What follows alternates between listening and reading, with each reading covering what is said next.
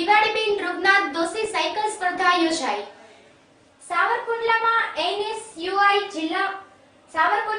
NSUI જિલ્લા ઉપપ્રમુખ કેતન કુમાર અને એનએસયુઆઈ તાલુકા પ્રમુખ ભરત ગેડા દ્વારા દિવાળીબેન રઘુનાથ દોશી સાયકલ સ્પર્ધાનું સવારના 5:30 કલાકે મહુવા રોડ ખાતે ભવ્ય આયોજન કરવામાં આવ્યું હતું, જેમાં વિજેતા સ્પર્ધકોને 22 ઇનામો આપવામાં આવ્યા હતા તેમજ સાયકલ સ્પર્ધામાં ભાગ લેનાર તમામ સ્પર્ધકોને પ્રોત્સાહિત ઇનામો, પૌષ્ટિક અલ્પાહાર આપવામાં આવ્યા હતા। આ આયોજનમાં ઉપસ્થિત દરેક મહેમાનોનું સ્વાગત કરવામાં આવ્યું હતું।